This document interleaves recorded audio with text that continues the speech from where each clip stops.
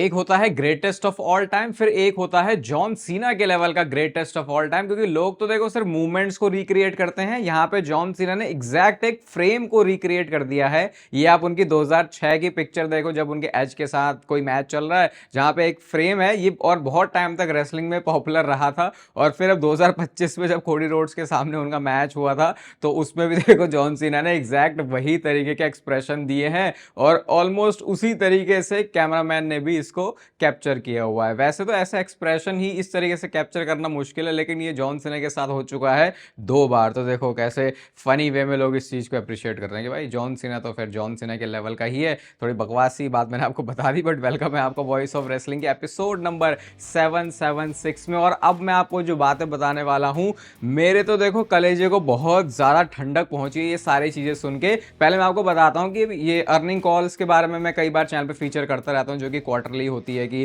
पहले के 3-4 महीने कैसा रहा, नहीं 3 महीने कैसा रहा, फिर उसके बाद 3 महीने कैसा रहा, फिर 3 महीने, फिर 3 महीने, ऐसे करके अपनी अर्निंग कॉल हर 3 महीने के बाद ही करते हैं। अब यहाँ पे देखो निक खान ने क्या बोला। सबसे पहले तो वो ये कहते हैं कि WWE ने अपने जो लाइव इवेंट्स हैं उनको कम कर दिया है, ताकि लोग रॉ, स्मैकडाउन और मतलब कुल मिला के, टोनी खान ने तो बहुत ही अलग भाषा में बोला, लेकिन उनके कहने का मतलब ये था, तात्पर्य ये है उनके शब्दों का कि हमने लाइव इवेंट्स को कम कर दिया है ताकि हम अपने मनमाने तरीके से रॉ, स्मैकडाउन और पीएलई की जो टिकट हैं उसकी प्राइसेस को रख सके। क्योंकि फिर क्या होगा, अगर मान लो शिकागो में अभी कोई लाइव इवेंट हुआ है, लेकिन फिर शिकागो में मंडे नाइट रॉ भी है, तो ऑब्वियसली बहुत सारे लोग ऐसे होंगे जो कि शिकागो का अगर लाइव इवेंट देख के आ गए हैं तो शायद वो मंडे नाइट रॉ देखने के लिए जाए ना। तो ऐसे करके उन्होंने सुपरस्टार्स का लोड तो देखो कम कर दिया, जो कि अच्छी बात है कि हमको बहुत ज्यादा इधर उधर भटकना नहीं पड़ता। लेकिन उसका फायदा वो ऐसे उठा लेते हैं कि हम रॉ, स्मैकडाउन या फिर किसी पीएलई के जो प्राइसेस है उसको बढ़ा देंगे। और फिर निक खान ने ये भी बोला कि देखो डिमांड आती है तो इस हिसाब से जो प्राइस है वो भी ज्यादा है। मतलब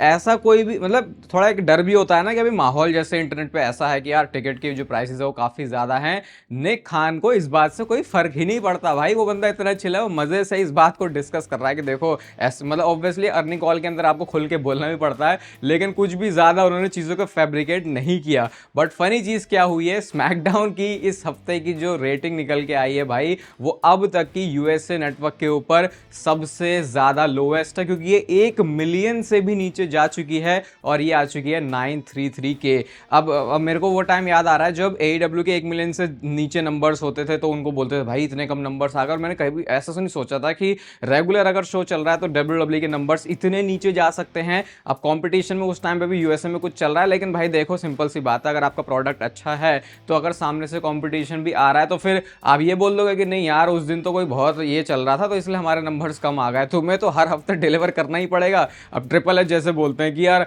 हर शो अच्छा होने की जरूरत नहीं होती, लेकिन अगर आप एक नेटवर्क के पर्सपेक्टिव से देखोगे जिन्होंने ब्रॉडकास्टिंग राइट्स लिए हैं, अगर ये बात, मतलब मुझे नहीं पता कि उन्होंने बात सुनी है या फिर नहीं, लेकिन अगर मैं होता तो भाई मैं तो ट्रिपल एच को जाके कन्फ्रंट करता, बोलता भाई क्या बक रहे हो तुम, क्यों नहीं होना चाहिए सारे के सारे शोज। क्योंकि जब पैसे दिए जाते हैं किसी शो को अपने टीवी पर दिखाने के लिए या फिर अपने स्ट्रीमिंग प्लेटफॉर्म पर दिखाने के लिए, तो वो तो हर एक शो के हिसाब से ही होता है ना, वैसे ही तो कैलकुलेट होता है। तो पता नहीं ये चीज़ कैसे वर्क करती है, लेकिन अब हर तरीके से WWE नीचे जा रही है। पहला स्टोरलैंड में तो हम लोग बहुत टाइम से कंप्लेन कर रहे थे, अटेंडेंस इनकी 4000 पहुंच चुकी है, स्मैकडाउन के नंबर 1 मिलियन से नीचे चले गए हैं। और यूएसए नेटवर्क पे मुझे याद है एक्टिव, जब मैं इस चैनल पे भी बताता था कभी किसी ज़माने में नंबर्स, ये जब रॉ भी वहाँ पे थी और स्मैकडाउन भी पहले यूएसए पे रह चुका है, आई थिंक अगर मैं सही हूँ तो रह चुका है, और अगर नहीं भी रह चुका तो रॉ से तो हम कंपेयर कर ही सकते हैं उसे। तो उस टाइम पे 2.3 मिलियन भी जब नंबर्स आते थे मैं बोलता था कम है, और फिर एक एक बार मुझे याद है कि अच्छे अच्छे शो हो जाते थे तो 3 मिलियन से ऊपर चले जाते थे वो नंबर्स। अब क्योंकि नेटफ्लिक्स पर ये चले गए हैं तो वो कंपैरिजन हम बना नहीं सकते, क्योंकि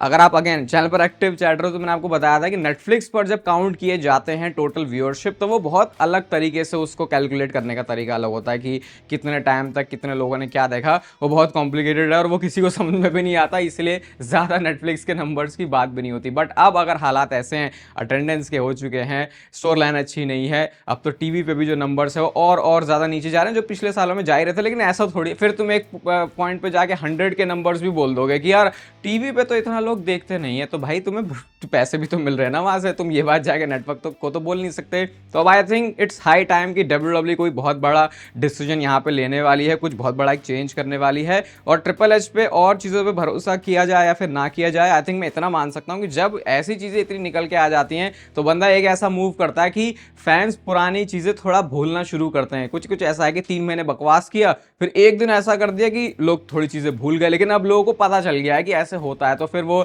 ज्यादा चीजों को बाय भी नहीं करने वाले। तो लेट्स सी अब यहां से चीजें कैसे चलती हैं, क्योंकि अब तो एक बड़ा डिसीजन, कोई बड़ा स्टेप लेने की जरूरत है, और ऑब्वियसली वो होगा अपनी स्टोरी लाइंस को बेटर करके। अक्टूबर की WWE की लिस्ट आई है पूरी की सबसे ज्यादा किन WWE सुपरस्टार्स को सर्च किया गया है, और भाई यही लिस्ट इनफ है, बताती है कि आपको किन सुपरस्टार्स के ऊपर ध्यान देना चाहिए। आप सिर्फ अपने एक थोड़ी सी हार्डकोर ऑडियंस या फिर बिल्कुल ही जो एक छोटा सैंपल साइज लेके नहीं मान सकते कि यार इन्हीं को हम पुश करेंगे। ये हैं वो सुपरस्टार जो कि ग्लोबल लेवल पे पॉपुलर हैं, जो कि ज्यादा आईबॉल्स हमेशा ही लेके आएंगे जब भी इनको स्टोरी लाइन में अच्छे से यूज किया जाएगा। लिस्ट आप पूरी देख सकते हो, नंबर 10 से शुरू होती है। रे मिस्टीरियो यहाँ पर है नंबर 9 पर, फिर रैंडी ओर्टन का नेम है, सीएम पंक भी यहाँ पर है, फिर उसके ऊपर कोडी रोड्स आते हैं, फिर उसके ऊपर सेथ रॉलिन्स है, और जो टॉप 5 मोस्ट सर्ज्ड सुपरस्टार्स हैं उसमें 5th पर है ब्रॉक लेसनर, नंबर 4 पर है रिया रिप्ली जो कि पूरी लिस्ट में ओनली फीमेल सुपरस्टार हैं। तो इस बात से भी हमको रिया रिप्ली की पॉपुलैरिटी कंसीडर करनी चाहिए, और कई बार वो पॉपुलैरिटी थोड़ी अलग तरीके से भी होती है, बट जो भी है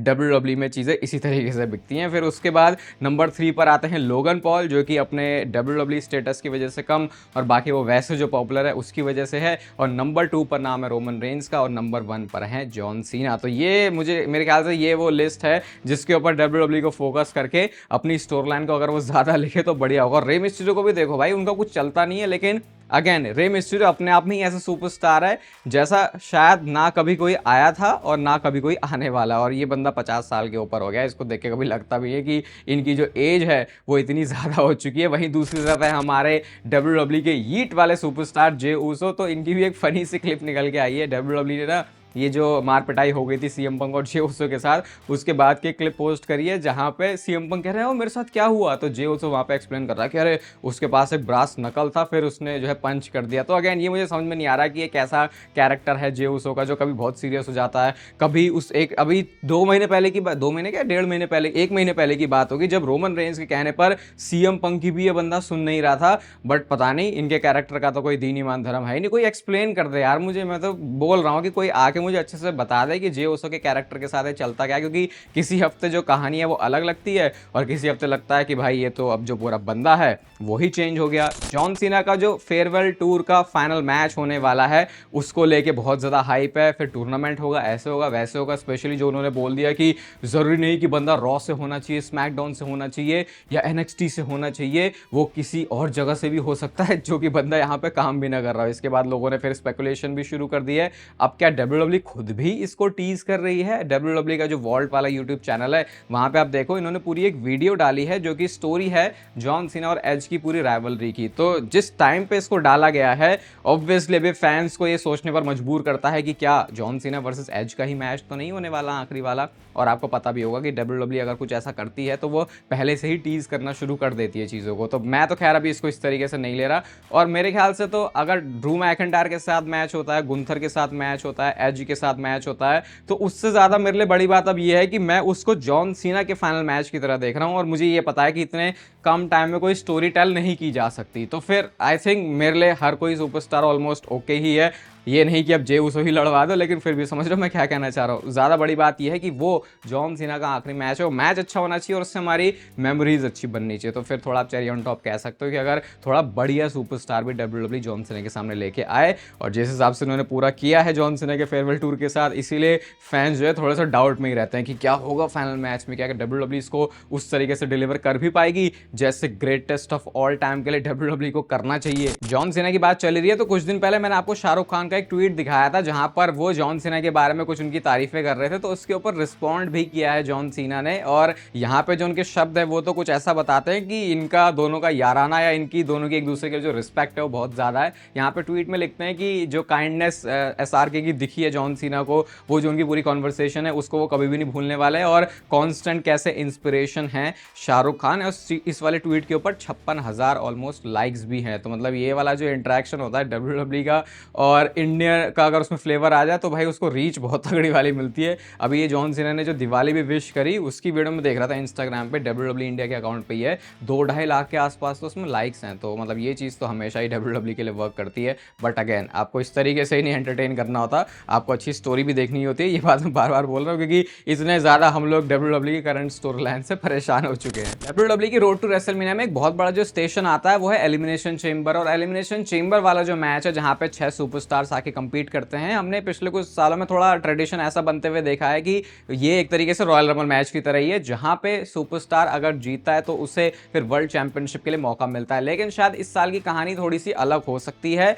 और इसी वजह से, क्योंकि ये वाला जो एलिमिनेशन चेंबर है वो होने वाला है शिकागो में और अभी सीएम पंक के पास में वर्ल्ड हेवीवेट चैंपियनशिप है। तो हाईली पॉसिबल है कि अगर ये टाइटल वहां तक जा रहा है सीएम पंक के पास में, क्योंकि मैंने अगेन जैसे बोला WWE हो सकता है यहाँ से कुछ बिग मूव्स करे और उसमें कुछ भी हो सकता है फिर, क्योंकि अभी WWE थोड़ा सा मुझे लगता है डेस्परेट तो होगी, चीज़ें उनको चेंज करनी है। तो फिर अगर सीएम पंक के पास में जो वर्ल्ड हेवीवेट चैंपियनशिप है तब तक रहती है तो इस साल मतलब कि अगले साल जो एलिमिनेशन चेंबर है वो आपको इस बार इसी वर्ल्ड हेवीवेट चैंपियनशिप के लिए देखने को मिल सकता है। मेरे को ये चीज़ ना थोड़ी ज़्यादा पसंद आती है इस वजह से, अभी के हिसाब से तो मैं ऐसे देख के बोल सकता हूँ, क्योंकि रॉयल रंबल फिर थोड़ा स्पेशल और फील होता है, क्योंकि रॉयल रंबल जीत के ही आप रेसलमेनिया मेन इवेंट करोगे या फिर वर्ल्ड चैंपियनशिप के लिए लड़ोगे। अगर वही सेम चीज़ एलिमिनेशन चेंबर में भी होती तो लगता है कि अच्छा सेम ही तो बात हो गई। लेकिन अगर ऐसा कुछ सीन बन रहा है कि जैसे सीएम पंक भी वहीं का बंदा है और उसके पास चैंपियनशिप है, तो वो एक्साइटमेंट कुछ अलग फील होती है एलिमिनेशन चेंबर में, क्योंकि पता है कि ये कोई सिंगल्स मैच नहीं है, यहाँ पे एक तो एलिमिनेशन वाला सिस्टम है और फिर ये भी चांस बनता है कि रेसलमेनिया से पहले एक बड़ा टाइटल चेंज हो जाए। मतलब ये नहीं कि सीएम पंक को टाइटल हारना चाहिए, फिर इसके ऊपर मेरा कोई ओपिनियन है,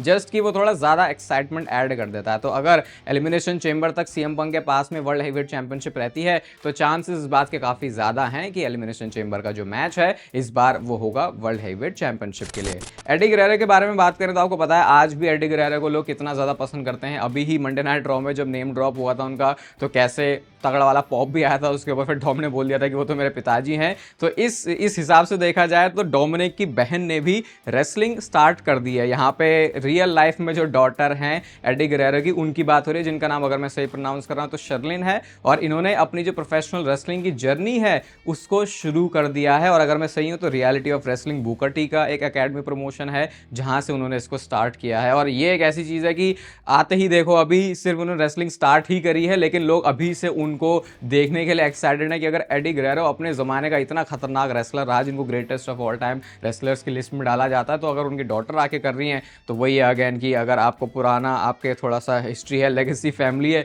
तो आपको जैसे हम कल वाली वीडियो में बोल रहे थे उसका फ़ायदा मिल जाता है। बट लोग इस समय इंटरेस्टेड हैं, लेट्स सी आगे क्या और कैसे चलता है उनका हिसाब, क्योंकि ये बात तो है कि जैसे ही WWE को फीचर करेगी चांसेस हैं कि WWE को उस चीज़ से प्रॉफिट हो, और आजकल तो वैसे भी WWE प्रॉफिट के हिसाब से बहुत ज़्यादा चलती है। ड्रू मैकिंटायर का देखो रिएक्शन आ चुका है कि वो हार गए, इतनी ज़्यादा उन्होंने बातें बोली थी लेकिन फिर भी वो कोडी रोड्स को हरा नहीं पाए, अनडिस्प्यूटेड चैंपियन वो बन नहीं पाए। बड़ा ही ठंडा सा रिएक्शन आया है ड्रू मैकिंटायर का, क्योंकि शायद बोलने के लिए बहुत कुछ ज़्यादा है नहीं। वैसे तो उन्होंने ट्वीट कर दिया था पहले ही, इंस्टाग्राम पे उन्होंने एक वीडियो पोस्ट की जो कि उनकी वर्कआउट वीडियोज़ हैं जहाँ पे वो अपनी बाइसेप को ट्रेन कर रहे हैं और कैप्शन लिखा है we keep pushing forward, back और बाइसेप दोनों ही साथ में ट्रेन कर रहे हैं। तो अभी तो ड्रू मैकिंटायर को देख के लग रहा है कि शायद वो थोड़ा सा भी ठंडा होना चाह रहे हैं। लेट्स सी उनका रिएक्शन अभी शोज़ में कैसा होता है, क्योंकि बंदे को कंप्लेन तो करनी ही है कि वो चैंपियनशिप क्यों नहीं जीता और क्या WWE इस वाली फ्यूड को स्ट्रेच करेगी, क्योंकि अगर स्ट्रेच करेगी और स्टिल ड्रू मैकिंटायर हार रहा है तो भाई फिर तो वही है कि क्या ही कर सकते हैं। नेक्स्ट होने वाले survivor series war games match की बात कर लेते हैं। और अगर आप ये पूछ रहे हो कि रोमन रेंस का रिटर्न कब होने वाला है, कब रोमन रेंस वापस आएगा, तो हाईली पॉसिबल है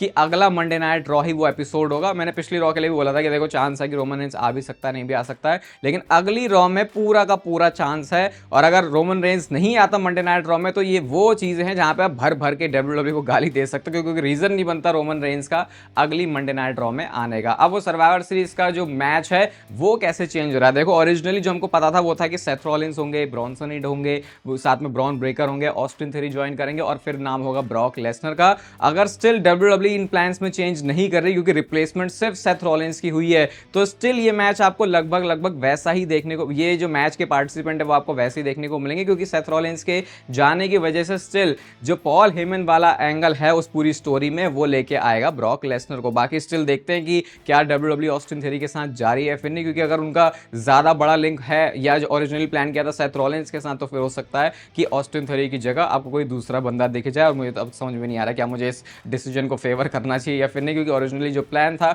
वो तो अब हो नहीं रहा। वहीं दूसरी टीम के बारे में भी इंटरेस्टिंग चीज पता चली कि पहले जेकब फार्टू को वो स्पॉट मिलना था, बट अब चांस है कि एलए नाइट फीचर होंगे वॉर गेम्स वाले मैच में, और ये रोमन रेंस वाली टीम बिल्कुल सिंपल सी दिखाई देगी, जहां पे रोमन रेंस और सीएम पंक होंगे, साथ में जिमी ऊसो और जे ऊसो। और अगर जेकब फार्टू जो कि अपने किसी डेंटल प्रोसीजर के थ्रू गए हैं, अगर वो रिकवर हो रहे हैं ठीक है तो उनका स्पॉट है, वरना फिर चांस है कि एलए नाइट होने वाले हैं इस मैच के एक पार्टिसिपेंट। अगर Brock Lesnar, Roman Reigns, CM Punk, Bron Breakker जैसे सुपरस्टार वॉर गेम्स मैच में है, तो कोई बहुत बड़ा एफअप ही आपको करना पड़ेगा कि वॉर गेम्स मैच के बाद हम ये बोलें कि भाई वॉर गेम्स में मजा नहीं आया, क्योंकि रिसेंटली इतने बड़े बड़े नाम होने के बाद भी हमने ऐसी फीलिंग अपने आप को आते हुए देखी है। बाकी इस वीडियो को अगर आप यहां तक देख रहे हो तो इसे लाइक कर दो, चैनल को सब्सक्राइब कर दो ऐसे और मस्त WWE से रिलेटेड कंटेंट के लिए। बाकी तब तक फिर लेते रहो जिंदगी के मजे।